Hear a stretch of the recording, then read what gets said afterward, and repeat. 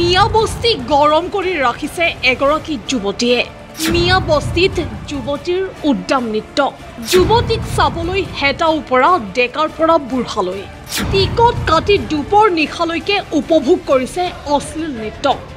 শীতকো নেওচি যুৱতীৰ উদ্দাম নৃত্য চাই গা গৰম কৰিছে ডেকা বুঢ়াই। কাবাডী খেলৰ নামত অৰ্ধ উলংগ যুৱতীৰ নৃত্য চলে মিয়া বস্তিত। ডেকা বুঢ়াই আৱৰি ধৰিছে যুৱতীগৰাকীক। চুটি কাপোৰ পিন্ধি এগৰাকী যুৱতীৰ উদ্দাম নৃত্য।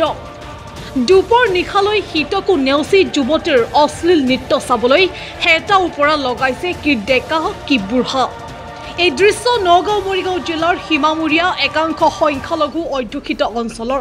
কাবাডী খেলৰ গইনালৈ এনেবোৰ কাণ্ড চলি থাকে মিয়া বস্তিত। যুৱকসকলৰ কথা বাদেই দিয়ক, বয়স ভাটি দিয়া বেলাত যুৱতীৰ অশ্লীল নৃত্য চাই যৌৱন বুটলিছে একাংশ বৃদ্ধই।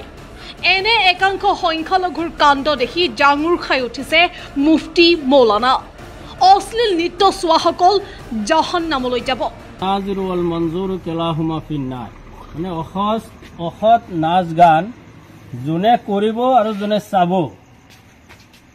দুয়ো শ্ৰেণীৰ মানুহ জাহান্নামত যাব, অৰ্থাৎ নৰকত যাব। গতিকে আমি যেতিয়া আল্লাহৰ ওপৰত ইমান আনিছোঁ, নবীৰ ওপৰত ইমান আনিছোঁ, কোৰআন হাদিছক যেতিয়া আমি বিশ্বাস কৰোঁ, গতিকে যোনে নাচিছে সিও জাহান্নামত যাব, যোনে চাইছে তেওঁ জাহান্নামত যাব। অত্যাধিক মূল্যত টিকট কাটি দুপৰ নিশালৈকে প্ৰতিদিনেই এনেদৰে চলি আহিছে অৰ্ধ উলংগ যুৱতীৰ অশ্লীল নৃত্য আৰু উপভোগ কৰে ডেকাৰ পৰা বুঢ়ালৈ। তাৰ পাছতো কিন্তু কুম্ভকৰ্ণ নিদ্ৰাত ঢিং আৰু মিকিৰ ভেটাৰক্ষী।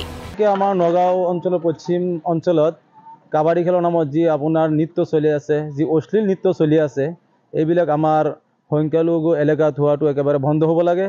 আমাৰ সংখ্যালঘু সমাজ ধ্বংসৰ পিনে গৈ আছে।